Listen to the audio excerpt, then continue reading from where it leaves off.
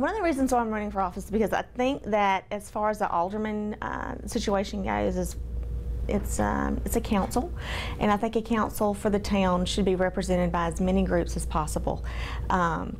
So you're going to have people who are, you know, small business owners. You're going to have people that work for large corporations. You're going to have people who are teachers.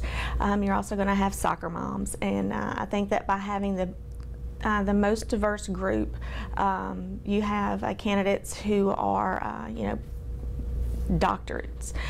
You have candidates who are going to, who have small businesses inside the, you know, Sterlington, those kids that are in the school district, and I think that by having as many people at the table representing as many voices and as many people that you can get for the town of Sterlington, it only benefits the town. I had served 4 terms from 1999 until 2014, and I'm also serving, I'm filling out Bonnie Dillmore's term. So I've been on for the last year and 6 months or so, actually a year and a half. And if I'm elected, there will be 1 experienced alderman on the board. If I'm not elected, there will be 5 new council persons. We have a new mayor coming on board, and although both of them have experience on the board, that's different than being mayor.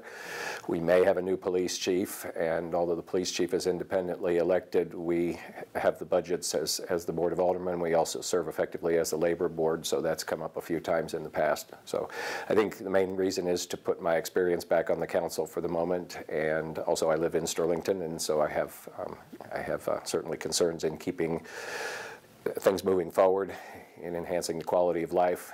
And also I think we're a small community, but we're part of a larger community, and I never forget that. I work in Monroe.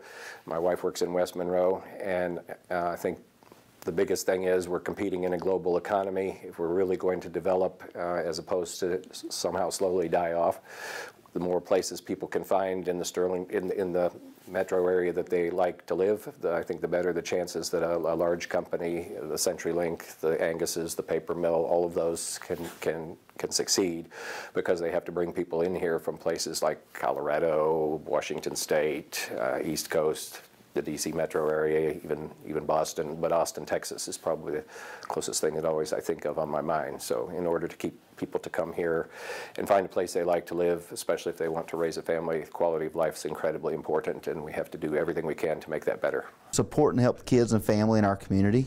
It's one of the big reasons. I'm a community person, grew up in that community, so I just want to give back to our community. Tired of kind of complaining about what's done, what's not done, like most citizens in most towns, and can't really complain and not do anything, so I feel like it's time to do something. We are not originally from here. We've only been here for a couple of years, and the community has really welcomed us. And in the community, I've got my wife, and I've got 2 boys and a stepdaughter. But that was one of the biggest things that when we came to the community, is just the open arms that people had as we were into the community. And it's just an opportunity to give back. I think I can make a difference. The town is going through lots of change right now, and I feel like I can be part of that change. I have experience to go with me. I have accounting experience. I've done audits of towns before, police juries. I just feel confident that I can help the town grow. In any office, whether it's local, state, or federal, we need good people with strong moral values to run. And so with my experience, I believe that I can make a difference for Sterlington.